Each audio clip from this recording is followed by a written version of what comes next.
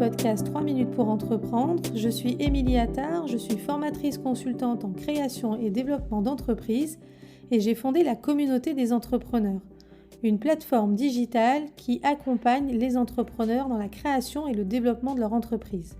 Aujourd'hui, pour cet épisode hors série, je reçois Nathalie Monard-Mouns, chargée de développement au sein de la coopérative Axalp.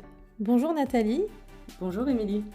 Merci de nous rejoindre sur cet épisode. Si tu veux bien, avant de parler d'Axalp, est-ce que tu peux nous expliquer qui tu es et quel est ton poste au sein de la coopérative ? Oui, merci Émilie pour ton invitation. Bonjour à tous. Donc, je suis Nathalie Monard-Mouns, chargée de développement effectivement pour la coopérative Axalp. Donc, je suis mariée et maman de 2 jeunes enfants de 6 ans et 1 an.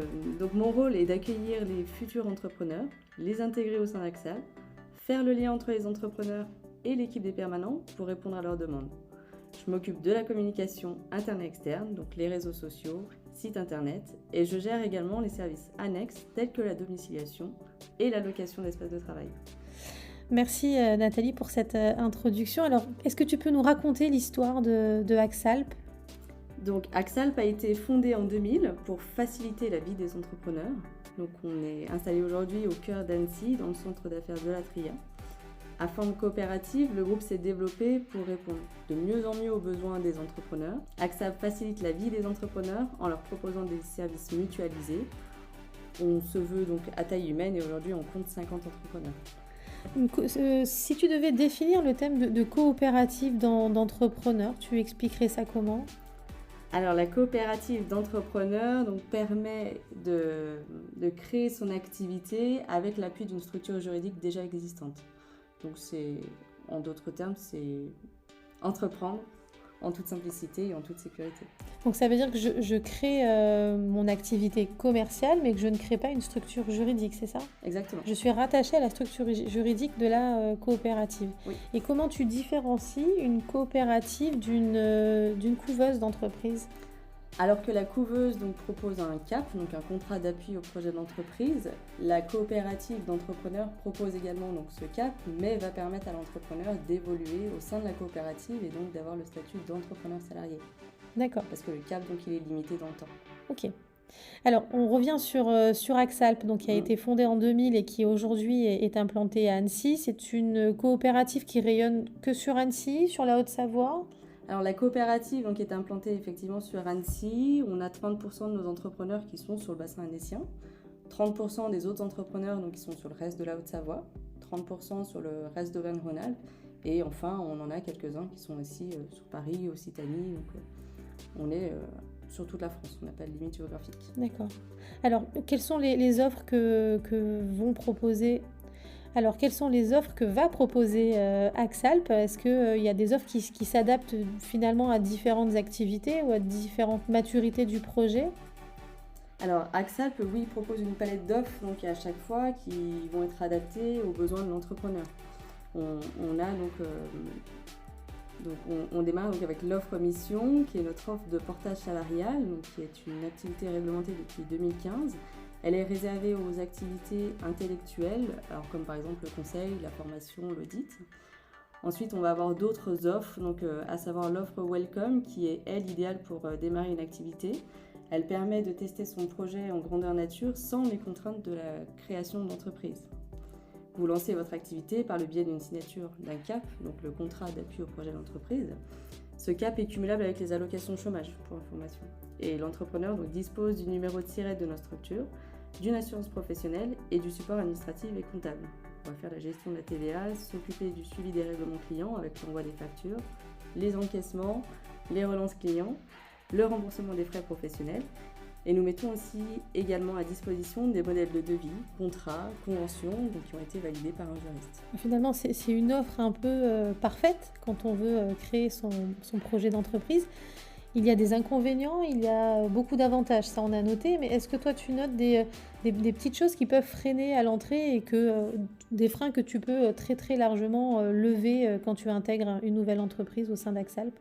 Alors l'inconvénient, donc c'est le cœur de métier d'Axalp, c'est le cœur de métier d'Axalp, donc c'est la gestion d'activité. Donc effectivement, si on n'a pas d'activité, ça peut être une contrainte parce que ça quand même C'est ça. Le premier frein, c'est quand même d'avoir un projet construit et quelque chose de viable. Exactement. On n'est plus en phase de l'idée, là on est vraiment en phase de projet et donc on veut le tester grandeur nature. Tu nous as parlé, Nathalie, de 2 offres principales que sont les offres premium et les offres medium. Est-ce que tu peux nous en dire un petit peu plus et puis surtout quelle est la différence entre ces 2 offres ? Bien sûr. Alors les offres médium et premium, donc elles permettent à l'entrepreneur de bénéficier de la protection sociale d'un salarié en devenant entrepreneur salarié. Alors là, c'est 2 termes qui sont associés, qui paraissent être contradictoires, mais grâce à ce statut d'entrepreneur salarié, on mélange donc les avantages des 2 statuts. Aux yeux donc de ses clients, donc l'entrepreneur lui est à son compte, donc il prospecte, cherche, trouve ses clients, délivre donc la prestation. Et aux yeux de la coopérative, par contre, il est salarié, donc en CDI. Donc c'est un avantage parce qu'il bénéficie de la même protection sociale qu'un salarié de droit commun. Donc il a l'assurance maladie, l'assurance vieillesse, l'assurance chômage, la retraite complémentaire, l'assurance prévoyance, la mutuelle et le droit au congé maternité. Donc, tout le confort du salariat, mais en pouvant tester son projet d'entreprise. Exactement.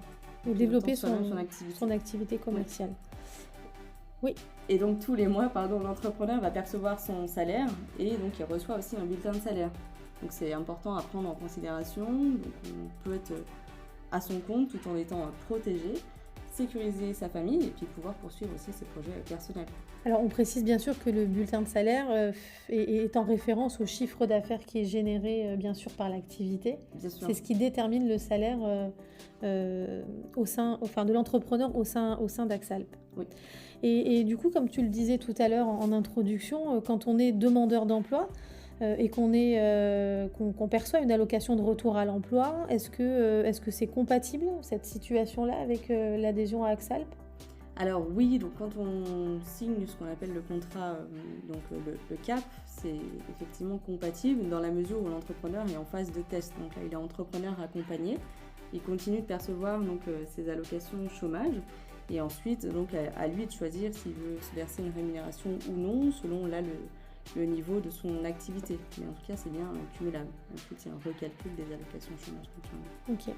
Et alors, quelle est la typologie d'entrepreneurs qui intègrent la coopérative Axa-Alp ? Alors, les entrepreneurs qui intègrent Axa-Alp sont aussi bien des hommes que des femmes, qui recherchent en quelque sorte une solution clé en main, où ils peuvent démarrer sans contrainte, rapidement et avec le support d'une équipe, donc la gestion comptable et administrative pour leur activité. Ils sont généralement soit salariés en reconversion, demandeurs d'emploi ou aussi des entrepreneurs qui sont déjà à leur compte et en recherche d'une meilleure solution. Et globalement, on retrouve des entreprises de quel secteur, quel type de produits, de services qui sont commercialisés ? Alors, principalement, nos entrepreneurs, on a 90% qui fonctionnent en B2B. Okay. Et beaucoup sont dans l'industrie. D'accord, ok, le service aux industries. Est-ce qu'il y a des métiers, des secteurs d'activité qui ne peuvent pas faire partie de la coopérative ? Alors oui, c'est toutes les professions réglementées. Par exemple, un agent immobilier ne pourra pas intégrer notre coopérative. Ok. Et quelles sont les interactions qu'on peut retrouver entre les membres de la coopérative ? Interaction, donc on a un réseau, nous, interne, donc de communication où ils peuvent effectivement échanger. On a aussi des entrepreneurs qui s'apportent mutuellement du business, ça peut arriver. Et on organise aussi régulièrement des événements de sorte à pouvoir se réunir, se rencontrer, se revoir à travers des séminaires ou des déjeuners avec nos entrepreneurs. Alors, c'est vrai que quand on fait partie de réseaux d'entrepreneurs ou quand on discute avec des entrepreneurs, une des plus grosses difficultés de l'entrepreneur, c'est finalement de se retrouver seul. C'est l'objet de la coopérative de sortir de cet isolement et d'être à la fois entrepreneur, mais également membre d'une coopérative et de rompre cette solitude. Oui, alors l'esprit coopératif, c'est aussi cet esprit d'équipe auquel moi je me retrouve parce que j'ai grandi dans un milieu rugbyistique, donc j'ai grandi au travers de ces valeurs-là, valeurs d'équipe, donc c'est vrai que je me retrouve complètement dans cette coopérative. L'idéal, je dirais, pour l'entrepreneur, c'est aussi d'avoir un soutien, un accompagnement. Dès qu'il a une question, donc il peut nous contacter, poser sa question. Parfois, c'est vrai que les moteurs de recherche sont nos meilleurs amis, mais on a Ils des nous réponses poussent, hein, sont tellement larges et qui ne correspondent pas toujours Et puis à notre question. tout à fait. Et puis se retrouver seul devant son ordinateur, il n'y a rien de pire. On a des réponses à nos questions, mais on ne sait pas quoi faire finalement de ces réponses-là. Et c'est l'échange avec les membres de la coopérative qui peuvent apporter quelque chose. Ouais. Alors, on a vu qu'il y avait beaucoup d'avantages à faire partie d'une coopérative comme Axalp. Quel est le coût pour accéder justement à ces avantages? Alors, le coût dépend de la formule choisie. Hormis en portage salarial où les frais de gestion sont proportionnels au chiffre d'affaires et sont au maximum de 9%. En formule donc, de gestion d'activité, le coût est de 6% et on a un forfait mensuel qui est appliqué selon la formule choisie. D'accord, donc tout est quasiment indexé sur le chiffre d'affaires qui est réalisé par l'entreprise. Voilà, donc on a ce taux qui est indexé sur le chiffre d'affaires et pour les offres de gestion, un forfait mensuel. Un forfait mensuel. Est-ce qu'il y a une limite à l'accès à certains de ces avantages par exemple, si je veux avoir accès à un document juridique, est-ce que je peux le faire aussi souvent que je le souhaite ou est-ce que c'est un forfait d'utilisation?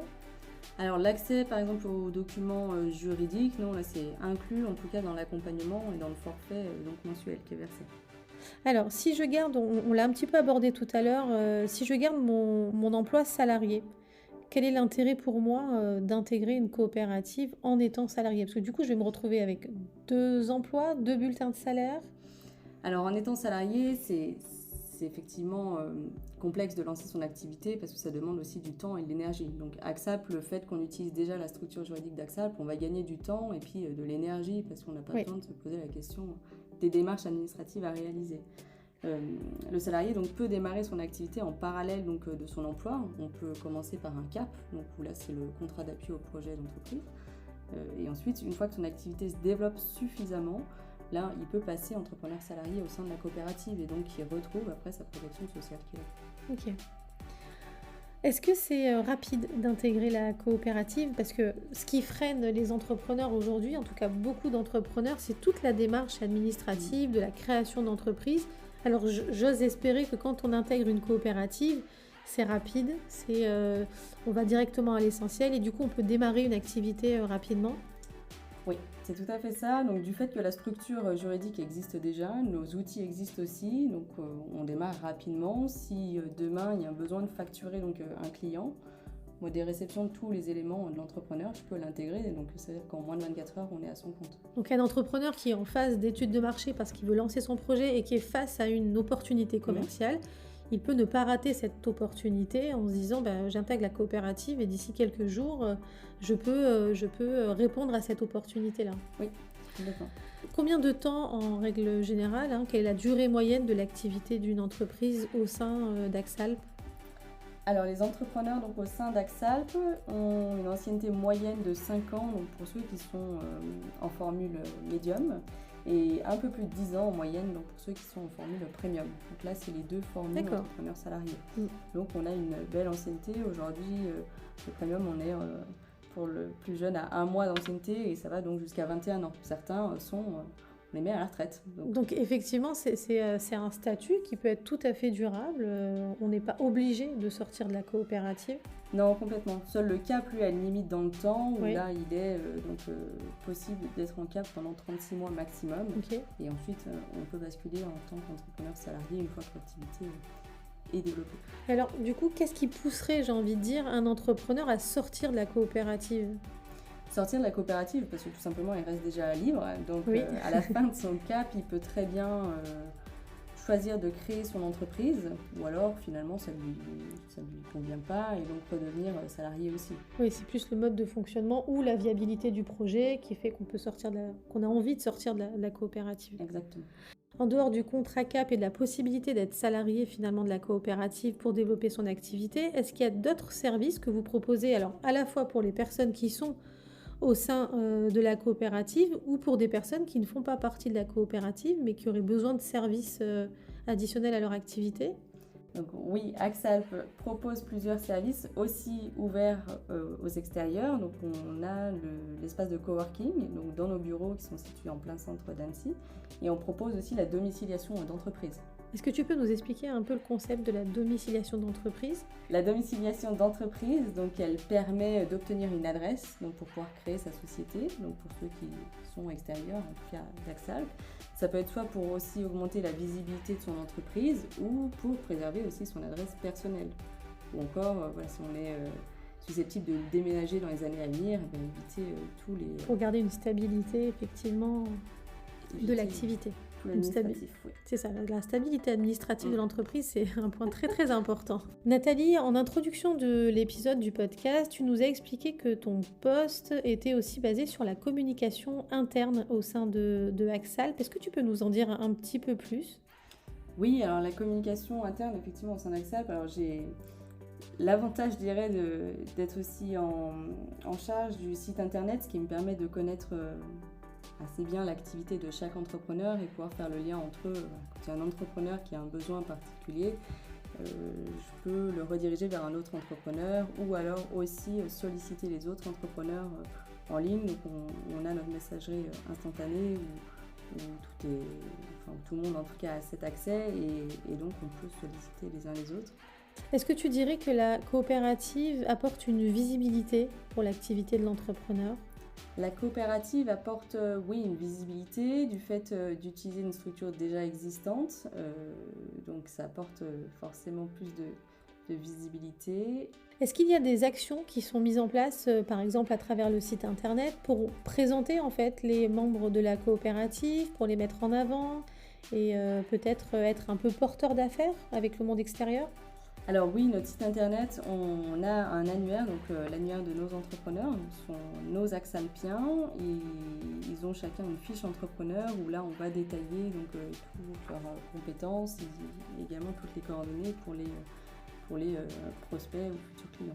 Nathalie, on est dans une zone frontalière ici en Haute-Savoie et Annecy est quand même plutôt proche de la Suisse. Comment ça se passe si un entrepreneur veut intégrer la coopérative en ayant une activité sur Suisse ? Alors pour un entrepreneur donc, qui est avec une activité sur Suisse, il pourra intégrer notre coopérative. Axalp a toujours cherché à répondre aux besoins des entrepreneurs, comme je le disais précédemment. Donc on s'est aussi adapté à notre territoire. Donc aujourd'hui Axalp est enregistré donc, à Berne et donc on est assujetti à la TVA suisse. Donc un de nos entrepreneurs peut très bien facturer la TVA suisse à son client. Il n'a plus qu'à se soucier entre guillemets des formalités douanières pour son activité, oui. Mais la gestion de la TVA est intégrée pour des activités en bilocalisation. Exactement. Et donc là, c'est Axalp qui gère ces formalités douanières. Alors finalement, la partie administrative, elle est complètement prise en charge. Qu'est-ce que l'entrepreneur doit faire pour sa gestion administrative et sur quoi il a encore finalement la main, j'ai envie de dire, dans sa gestion administrative ? Alors l'entrepreneur, donc, il a encore la main bien évidemment sur l'établissement de ses devis. Donc, on ne connaît pas la négociation avec son client, donc naturellement ça lui revient. Il crée également donc, la facture qui est elle validée donc, par notre service comptabilité et ensuite donc, envoyée au client. Et il a aussi donc, la possibilité de personnaliser en tout cas ces documents. Nous on reste la structure donc, qui l'appuie, mais en tout cas commercialement il peut utiliser un nom d'enseigne, son logo, il n'y a pas de souci. Donc la coopérative reste un soutien, mais néanmoins l'entrepreneur reste complètement libre et maître de son activité. Effectivement. Et puis ensuite, chaque mois aussi, il nous transmet donc, ses notes de frais avec les justificatifs pour que nous, on puisse lui rembourser ses frais. Ok. Merci beaucoup Nathalie pour ta participation à cet épisode du podcast. On retrouve les coordonnées d'Axalp sur la plateforme puisque Axalp fait partie des professionnels référencés sur la plateforme de la communauté des entrepreneurs. Merci beaucoup Nathalie, à très bientôt. Merci Émilie.